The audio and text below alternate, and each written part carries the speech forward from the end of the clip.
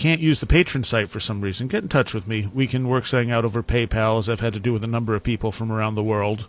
By becoming a patron, you get interviews like this, multi-part interviews ahead of time in full, so you don't have to wait a week to hear the second part or third part in some cases. You get extra snippets with guests and the occasional bits of free stuff here and there. Primarily, it helps us continue the show at the quality that it is, and hopefully add more shows as we go. I am still working on merchandise, but everyone who is going to design stuff for me has been exceedingly busy, so hopefully soon. We're also going to be doing a raffle, and I haven't quite worked out how I'm going to do this yet. A listener donated something very, very cool to us, and we're going to give this away in a raffle, I think, and I have some secondary prizes as well. So that way it will up the chance of people actually winning something if you buy a raffle ticket. But I will get into the details of that in the next few weeks as I figure out exactly how I'm going to do it. As for tonight, as I said, we're going to be talking with David Politis, and I did this interview last night. His new book is Missing 411, Hunters' Unexplained Experiences, and it covers just what it sounds like. It's different hunters that have gone missing. He explains why he focuses in on hunters as well. We talk about the documentary that he was on about a year ago, talking about when you could hope to see that, as well as plenty of other stuff. These cases get weirder as they go, and part 2 has some of the really strange cases that are in this book. And it has to be repeated because not everyone seems to get this, but do not buy the Missing 411 books on Amazon. You are going to get ripped off. Go to canammissing.com. It is the only place you can officially buy these books. They're $25. Amazon sells them for well over $100 because people can get away with it. Same with eBay. So go to canammissing.com if you want to buy these books. All right. With no further ado, this is part 1 of my talk with David Politis. And I'm talking tonight with David Politis. So welcome back to the show, David. Hey, thanks, Soraya. My pleasure. And you have a brand new book out. You want to tell people what this one is focused on? It's centered on hunters, armed hunters that go into the woods and don't come back. And we started tracking these maybe 3 or 4 years ago, and just over the number of cases, it just became overwhelming that there was parallels between the hunters and the hikers. And we thought we'd put it to print. Okay. Why did you think that hunters were important enough to merit their own book? Well, I think they're a unique subset of what we've put out there before. Namely, they're armed, and they can protect. And they can protect. And they generally. I'm sorry. Go ahead. And they generally know the woods. Exactly. A lot of these guys and ladies have gone to the same area for decades. And it's not like a casual person who goes out maybe for a one-time weekend hike into an area they've never been in. These guys really know the area, and to see that they've vanished makes no sense. All right. For people who are not familiar with your work, what makes a missing person case a missing 411 case as opposed to just a missing person? For starters, there's 59 geographical clusters of missing people in North America, and this evolved over the last 6 years of studying missing persons cases and reading thousands of them. And from that, there's certain criteria that kind of float to the top. And after you read hundreds of them and you see, okay, tracking dogs can't pick up a scent, or bloodhounds walk in a circle and lay down, or 5 teams of dogs come in and they can't find a scent from the location the person was last seen, or searchers find a body in an area that's been searched dozens and dozens of times, or a body is found in extremely close proximity to water. I mean, there's specific profile points that we lay out at the beginning of the book that I think after you read the book, you go, wow, those are really obvious. And it's hard to explain why a plane flying over a field, and a plane has forward-looking infrared radar in it, they fly over the field or the mountain and they don't see anything, they don't see a body emitting heat, and months later the body's found right where they flew over and they didn't see anything. And I think it's those type of things that after I just inundate you with so many, that it'll be obvious to the reader, okay, there's a point there to be made. Now, in some of the reviews in some of my previous books, people have made comments that, well, it's so repetitious, the stories kind of get boring. And I think the readers need to understand that if I gave you 2 or 3 stories where there were the same elements in it, people would say, oh, that's just a coincidence, or, you throw enough stories at it, there's bound to be a few that match.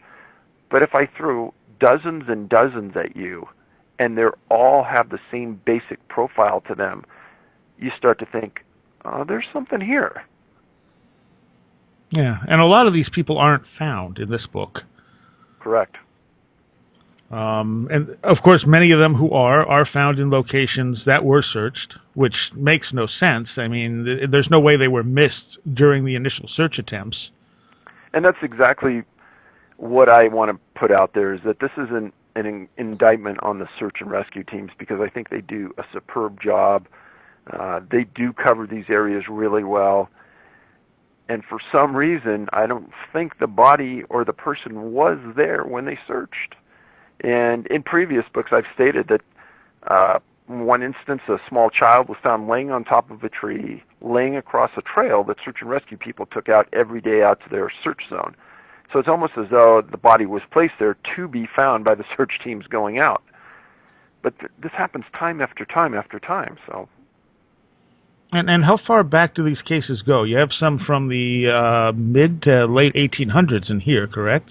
Right. And in general, we've got one case from another book back to 1752, but in this book, late 1800s. Yeah. So this is not something that just started. This is something that's been going on for centuries. And who knows how long before that we didn't have the appropriate records to find them. Exactly.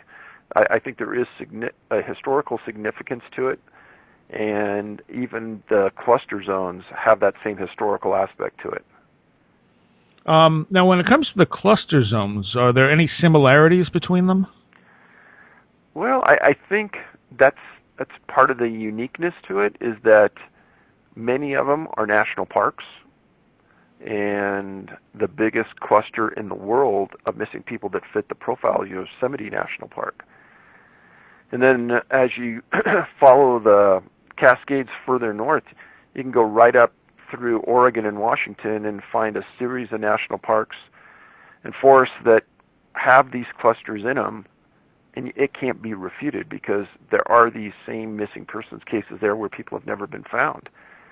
And I think the commonality at the beginning was national forests, and we slowly started to disperse out and figure that, well, national forests have it, and even some rural areas have the same thing. And in Canada, there's national parks that fit this criteria as well. So national parks, forests, and rural areas are covered in this book.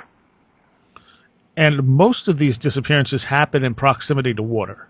Let me correct something. First of all, national parks are not in this book because you can't hunt in a national park. All right. That would be a jail time for you, so I corrected that. I'm sorry, go ahead with your question again. Most of these disappearances seem to happen in proximity to water.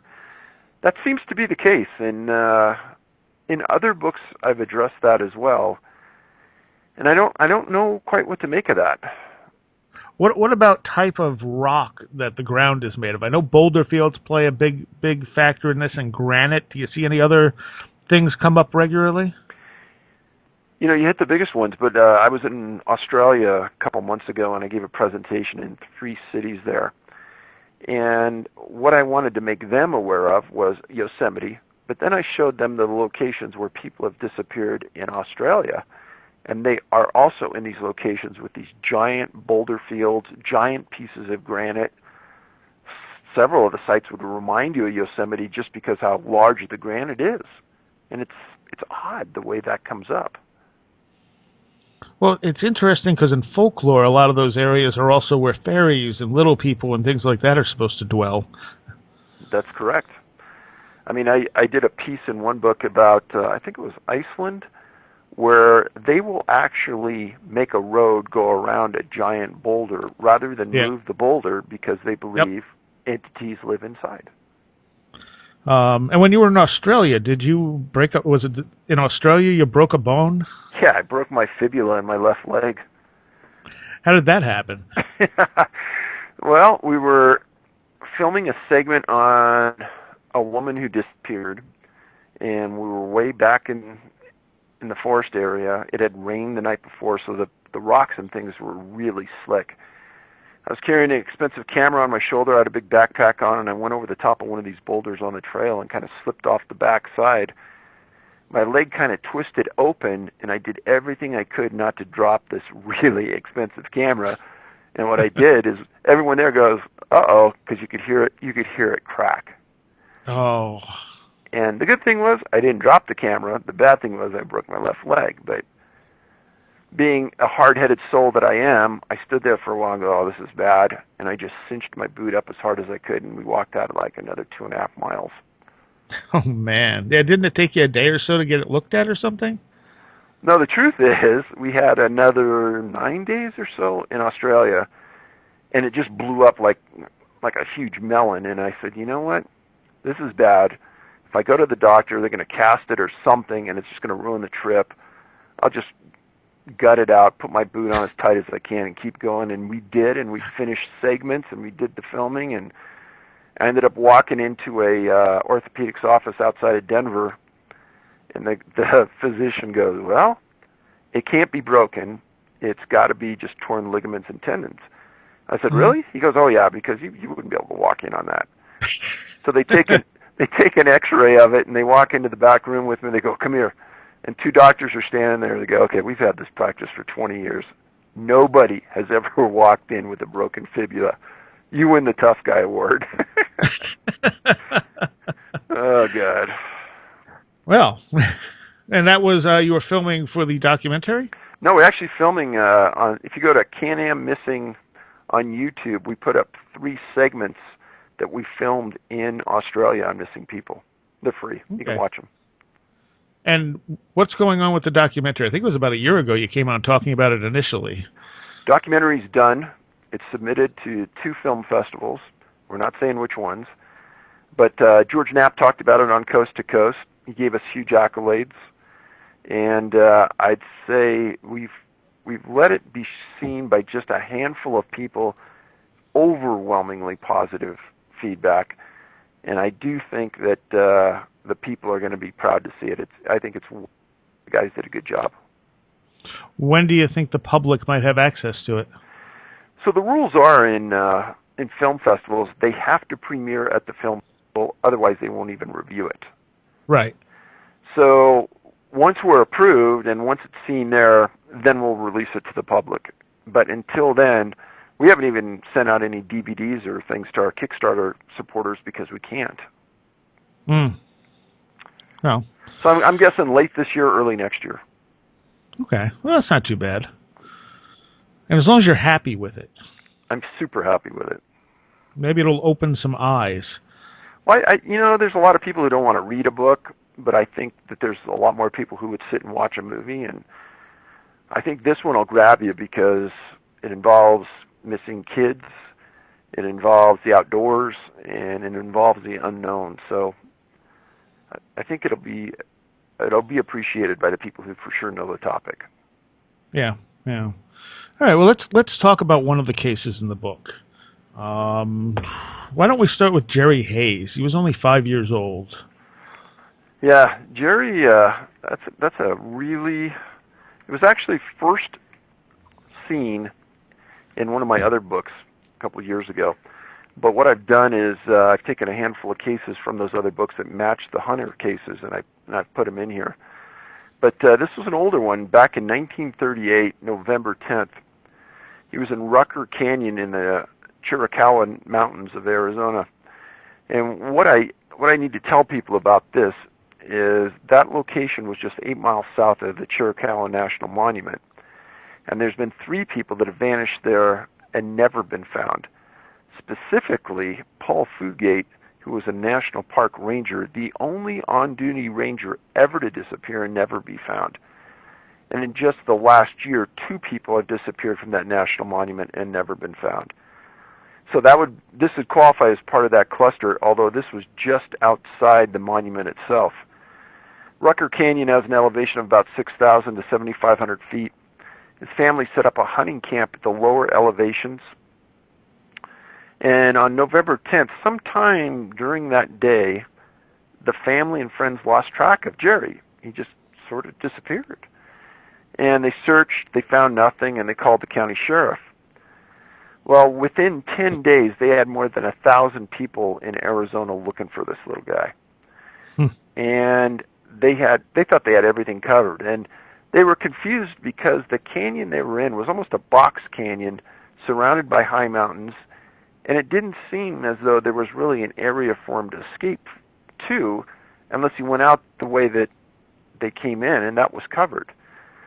Well, the family knew that he couldn't go far because he was a really frail boy and he had rheumatism, and he never wandered far. Well, a week intensive search found nothing. And it was during that time that the military came in and they committed searchers. They stated that 150,000 acres had been searched. And the sheriff came out and publicly made a statement that he had no idea what happened to the boy. Well, now you fast forward 9 days, and November 19th, a group of searchers were off their normal grid, and they saw faint tracks going uphill on this mountain. And the tracks were small, and it didn't make any sense, and they knew they were all out of their area, and they weren't supposed to be in this area, but they decided, oh, what the heck, we're going to follow it. And they went 1,000 feet up a steep hillside, and they were 4.5 miles from the camp where Jerry disappeared. Well, they found Jerry deceased, laying on the ground with no shoes or socks. His coat was missing, even though the temps at night had gone into the 30s. And the coroner stated that Jerry died of exposure. Well, the question comes up is that the boy never wandered far. He was frail. He had rheumatism. Nobody believed he would leave his family. And nobody would believe that he would take his shoes and socks off and walk around in the bare mountains without some protection. That makes no sense. But I know that you know this, but the people who haven't heard me before, the absence of specific clothing or shoes and socks is another one of those elements that doesn't make any sense here. And lastly, he was found 1,000 feet up a hillside, and if you've wandered 4.5 miles, why would you just aimlessly go up a hillside? Doesn't make any sense either. Especially when you have health problems that are going to limit how easily you could do something like that. Correct. I mean, the thing that stood out to me about this is that they could see the tracks where he went up. Why would a 5-year-old kid who has rheumatism, climb a freezing mountain? Yeah, it doesn't comprehend to me unless, something was enticing him up there, something was prodding him up there. Who knows? Or he was confused. Yeah, it'd have to be really confused. Yeah. I mean, like completely disoriented. Right. And even so, you wouldn't think he would be able to. From the sounds of the report, it seems like that climb was pretty rugged. Well, and to me, when I read these reports, I always think, well, how do we even know that the searchers saw what they saw? Well, they might have seen some tracks going up there, and they followed the tracks up to where the body was, but how do we specifically know those were Jerry's tracks? True. They may have just assumed that since they were looking for him. Right. And they ended up there, so it had to be. But I don't take that kind of stuff for granted because there's too many times I've read reports and I've read news articles, and one article says A and the other article says Z, and they're completely polar opposite from one another. So in an old case like from 1938 where information is limited, I kind of, take it with a grain of salt. But it still does fit the pattern pretty closely. Yeah, it does. And the thing is, when they don't find someone, I mean, that's weird, but it doesn't give us anything more to go on. When you find the body and the person doesn't have any obvious cause of death, that makes it even stranger. Well, and I put this in many books, is that in this case, when they said that he died of exposure, I think a lot of times a coroner in a very small area may say something to quell the concerns of the community when in reality they may not even know. And in reading many, many, many cases like this, it's getting to be more apparent that and a lot of times they're getting more comfortable saying they don't know what caused the death. And I think looking back in time, you don't see that as often, but science has progressed, and the ability of a medical examiner to figure out cause of death has progressed a lot in 50 years. So really it should almost be just the opposite. But we're seeing more people come out and saying, we don't know what caused this death. Yeah. One of the things that you note in the book is that a lot of these people are found face down. And that's not normal, is that correct? Well, I think it's normal. In my world, it's not normal because when somebody gets tired, they tend to lay down. And when you lay down, you're never going to lay face down in the dirt. And when I think of somebody getting put down on the ground, I'm thinking about them being put either face down or laying on their back. And I have never, almost in all of these cases, heard of anybody being found on their back. They're always found face down. And there's a series of things that I think about in my mind that if I was the investigator on scene, what I'd be looking for, but it's never in any of the reports. I'd be looking for dirt in the mouth, dirt in the nose, etc. And there's never a mention of that, which makes me think that the person's dead before they hit the ground. And if they hit the ground that hard, there should be some sort of injuries to the face, nose, eye socket, etc. And you never hear about that either.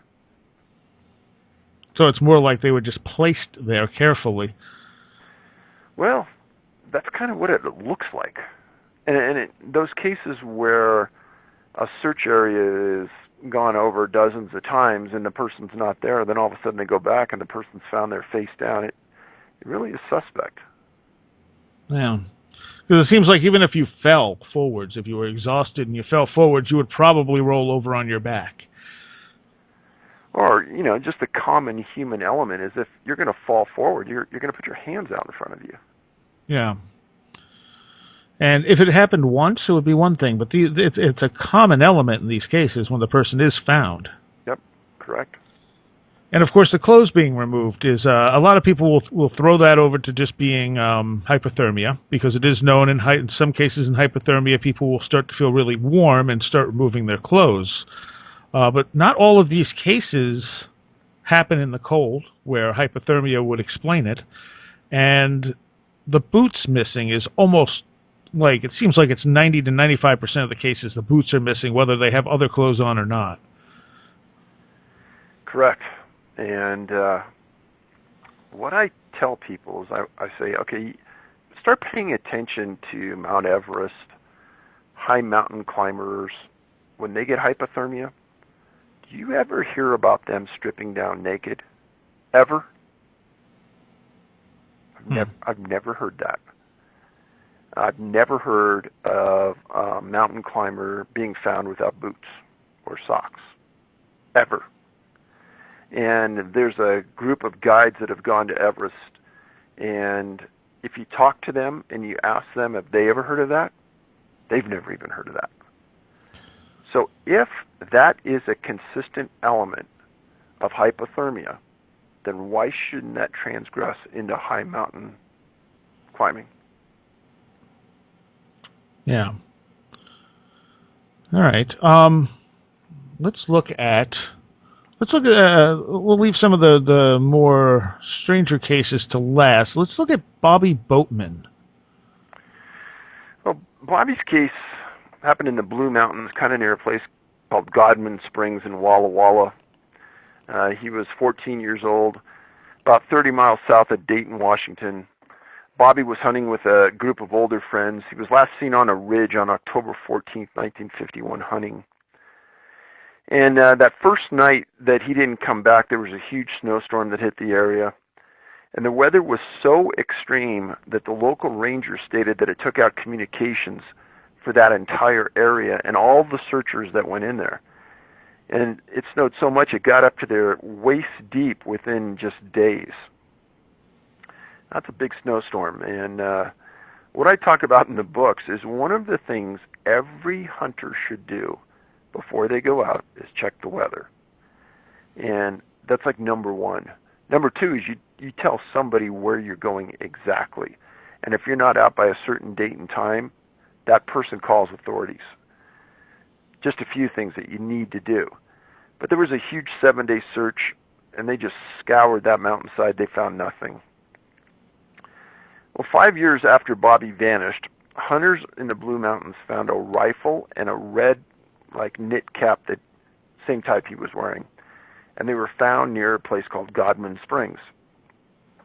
Well, they took the .30 caliber Remington rifle and the cap, and they turned it over to the sheriff, and the sheriff came down and took it to a guy that knew Bobby that sold him the gun, or his parents the gun, and the cap that was found in the bush, and they were positively identified as being his.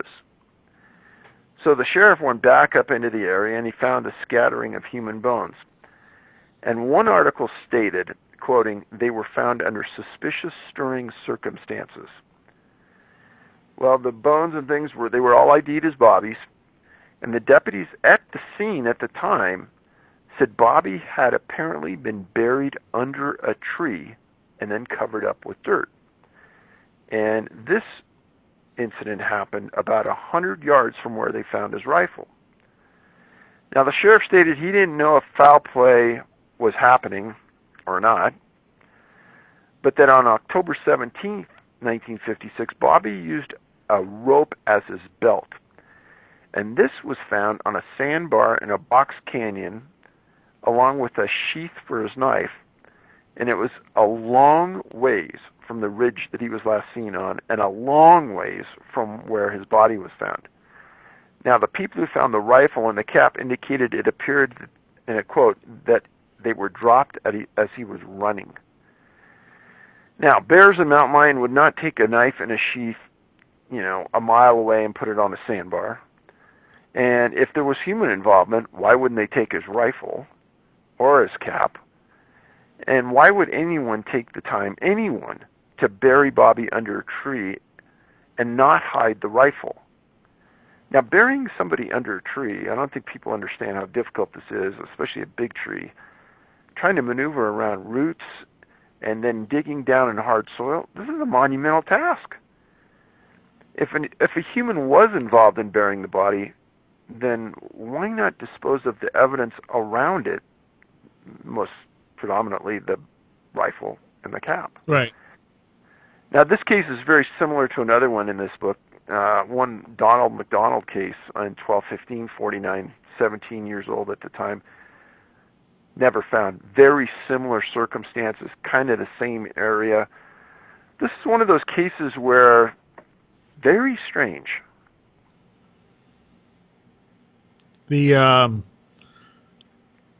Normally, I would think if you buried someone under a tree, chances are you're never going to find them. Oh, I would say so. Probably the only way to find them would be, 50, 60 years later when the tree falls over. That might be some remnants of bones, but maybe not. Yeah, and when you look at a case like this, none of this makes any sense, because being buried under a tree implies that someone or something else was there. Well, yeah. And if they were, as you said, why would they leave this stuff? I mean, an animal, okay, maybe, but who took and put stuff on? In any case, who would take that stuff and put it on a sandbar? Correct. I mean, that's just bizarre.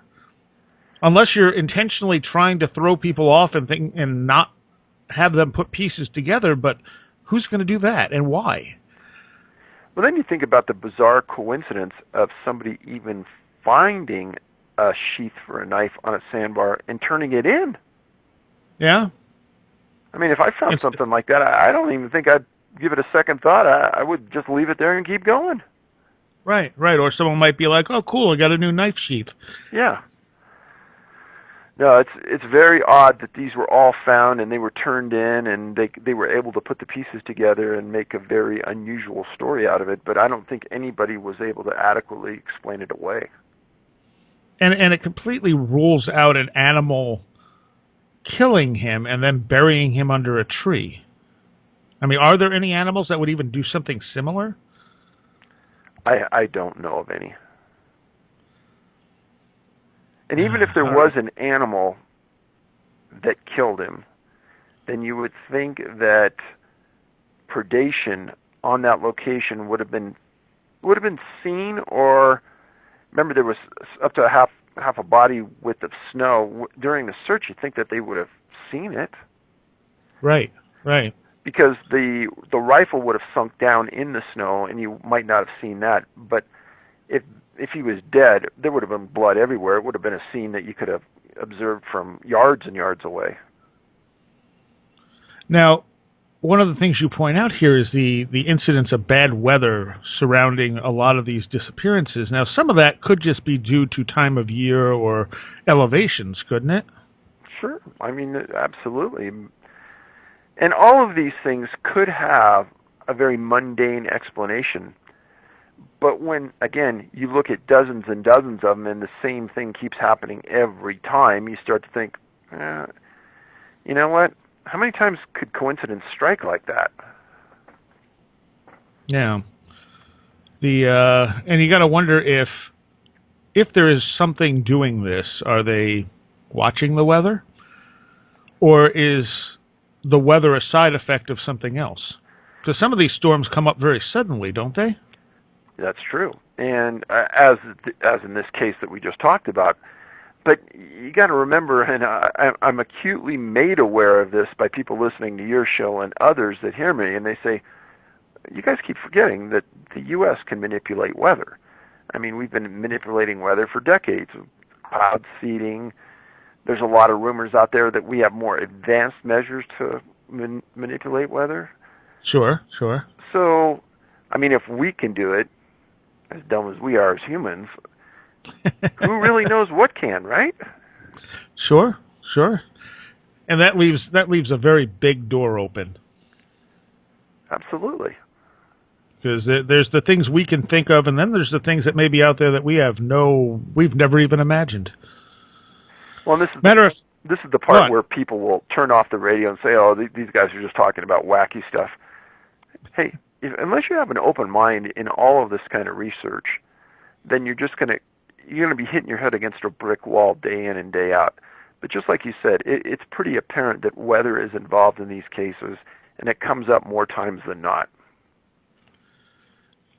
It's also apparent that these cases don't make sense, and it's something, like you said, a lot of the cases seem like carbon copies of one another, and that's one of the ways they're carbon copies of one another. You look at the end scene when someone is found, and it's like this. None of this makes any sense to what we would think would happen to someone when they go missing, which is, they get lost and maybe get hurt and fall, or an animal attacks them, or a person attacks them, and none of that fits these cases. Instead, you find people who have no obvious cause of death in many cases. When they can even have enough of a body to tell, there doesn't seem to be any evidence of animal attacks or anything like that. Plus, you have the weird clothes and item scattering. I get a lot of people that say, well, why hasn't this been put together years ago? Why, if it was so easy to do, and I'm not saying it was easy to do, then why wasn't this discovered, decades ago? And I got to remind people that when search and rescuers go out and find somebody, 90 to 95% of those people are volunteers. They're razor focused at finding the person, hopefully alive. And once they find that person, they're going home. And if it's a bad weather, like in Bobby's case, they're going home to a nice warm fire, and hopefully they found the little boy and he's okay. But the last thing they're going to do is hang around and talk like we're talking right now. And the truth is that most search and rescue is done intimately in a valley or a city or a county or a city. And those counties or cities don't look at the big picture like we're looking at it here. I mean, I've documented, I think, 9 countries now where this is happening, and I probably read 6,000 or 7,000 case files to glean it down to these, several hundred that match. And search and rescue people don't have the time to do that. They've got other professions and things, and there's nobody looking at it from 10,000 feet. They're only looking at it from ground level. And the other thing you note repeatedly is that if someone is presumed dead, they're no longer on the list of the missing. Boy, that is something that really, really bothers me. And as an example, there's somebody who dies in the woods, and let's say they're not found, and the wife has to get their benefits from Social Security. They need a death notification certification from the courts in order to activate the benefits. Say you own a house with somebody, you can't even sell the house because the person is technically still alive. So they go to court and they get a notification of death. Well, and the courts say he's dead. Well, that's exactly what the National Park Service and the National Forest Service wants, because no longer is the person missing. He's wiped off every roll everywhere. And the only way you can find that is delving into archives on a specific name search to find that person. And then you figure out, my God, the person went missing in the same area where 4 other people went missing, but they're not listed on anybody's rolls anywhere as a missing person. How is that? And then I found out from the Park Service that there's a criteria called missing presumed dead. Well, they're presumed dead and they're no longer missing, so it's not an active case file. Yet, damn, they're still missing. And also these clusters, they're not like they don't happen all in 1958.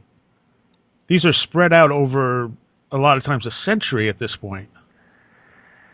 And again, I explain this out and I say, well, if 5 people went missing in 2 years in a small city or a small rural area, that entire community would be in an uproar. Yep. What's happening? What's going on? We need somebody to look into this. But I spread those identical 5 cases out over, say, 40 years. Well, now you've gone through 2 or 3 rounds of different police officers and sheriffs don't remember what happened 30 years ago, let alone 40 years ago. Yet it's cookie cutters of the same incident happening, but they're spread out over times, so there's no flashing yellow light that anyone's looking at. Right.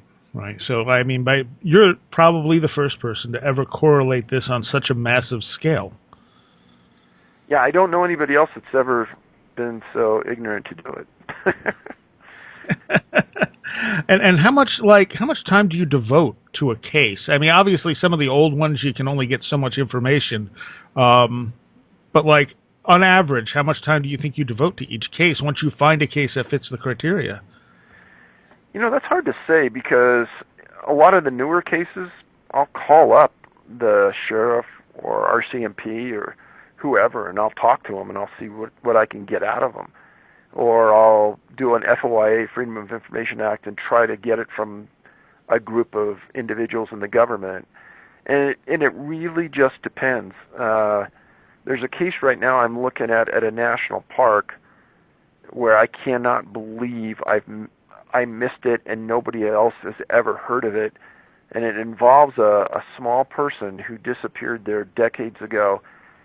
And it is an absolute whodunit. She was never found. Nobody ever wants to talk about it. The Park Service won't give up the case file.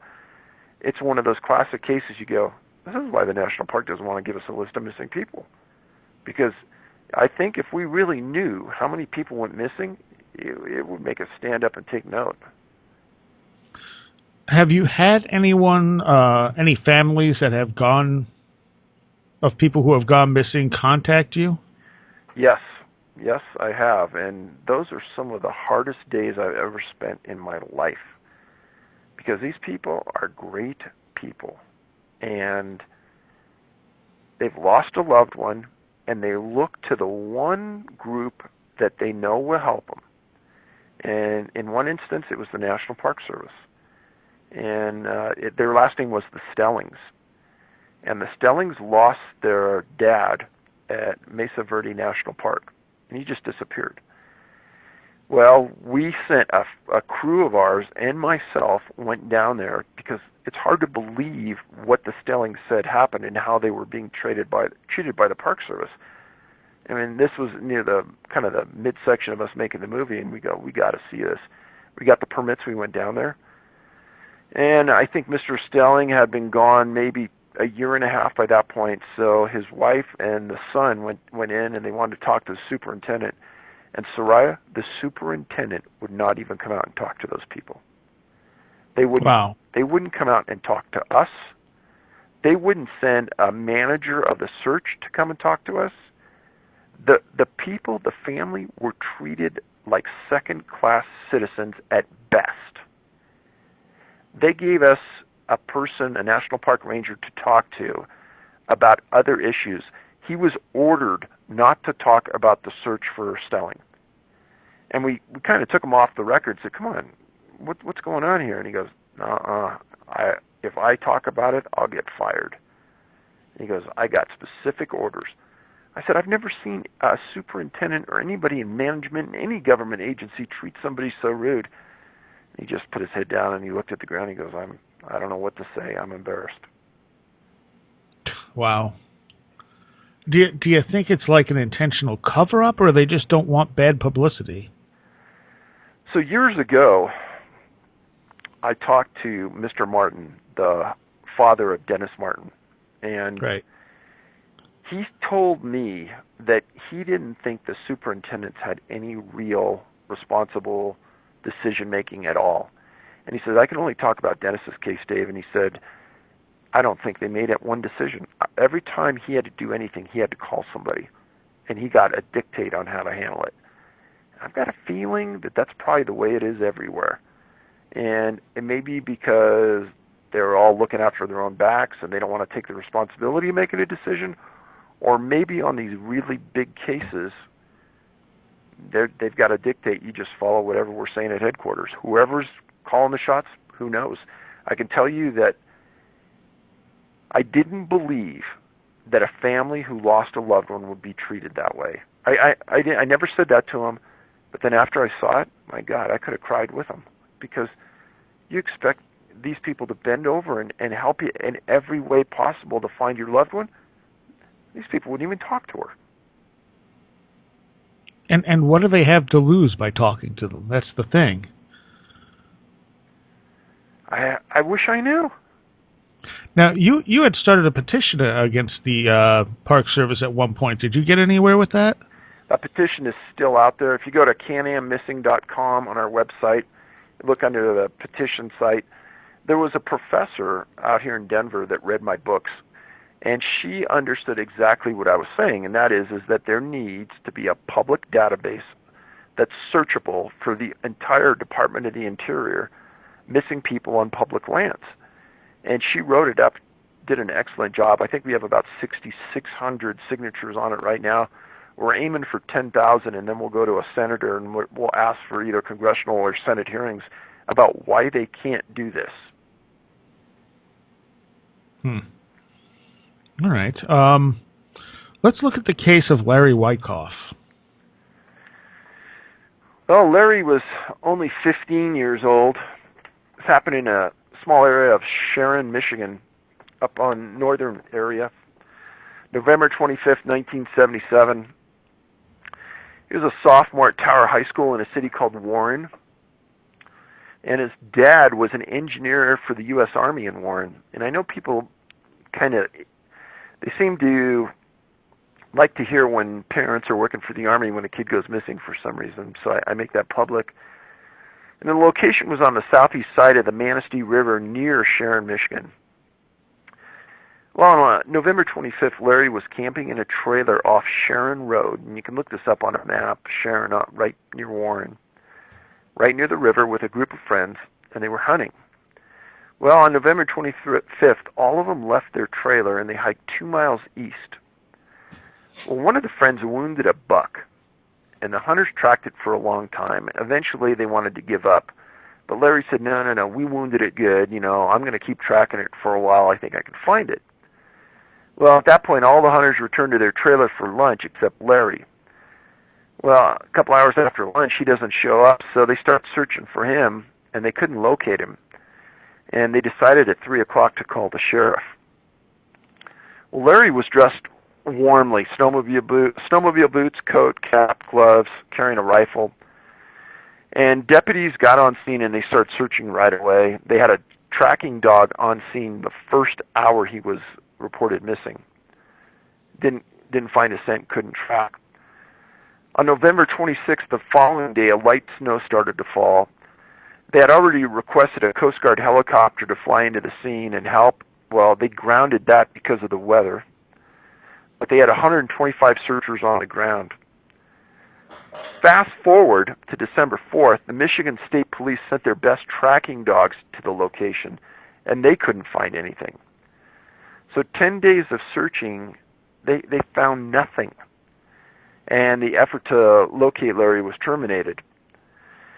Now, you fast forward about 6 months to May of 1978, and the sheriff's office decides to do something unique, and they make a public call out to psychics to help them find Larry.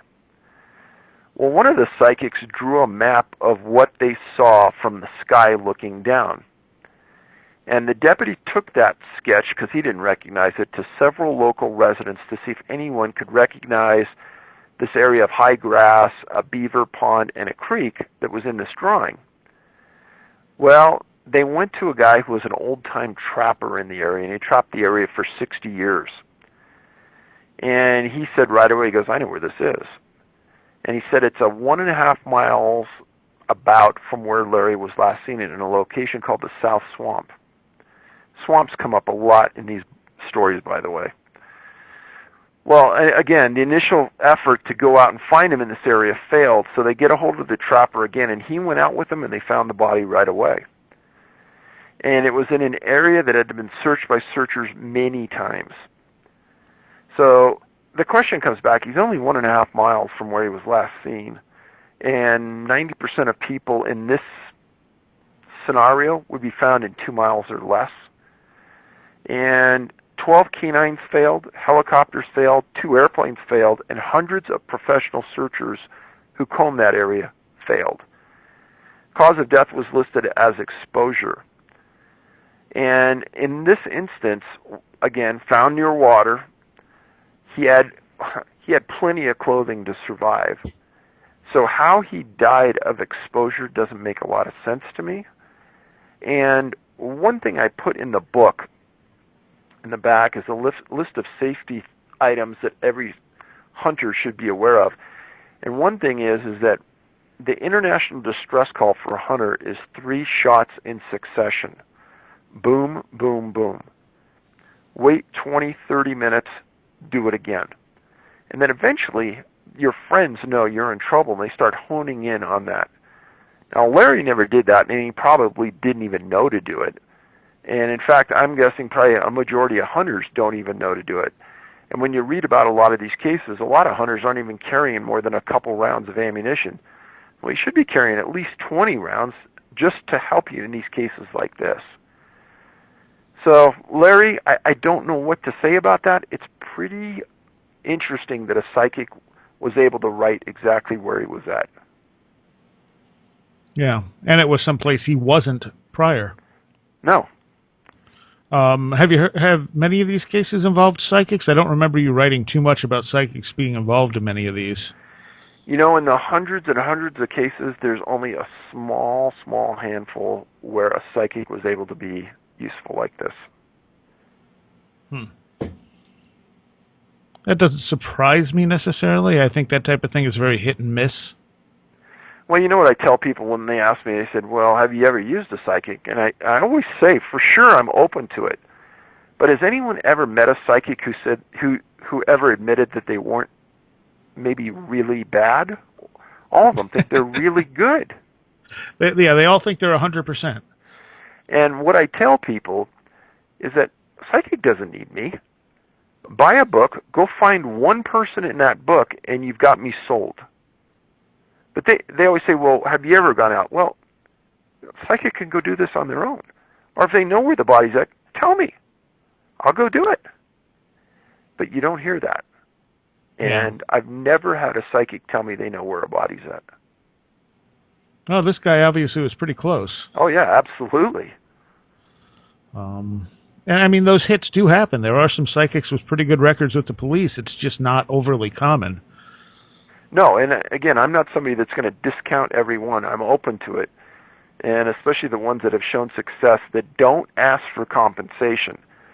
A while ago, this is a kind of a funny story. A while ago, a fairly famous radio broadcaster told me that they wanted to introduce me to this group of remote viewers. And they thought that they could find a couple bodies for me. And I said, oh, that's outstanding. And I said, now tell them that they're going to be vetted real good, because I'm not going to put them in the proximity of the victims' families just to be disappointed or worked or used. Oh, no, they would never do that.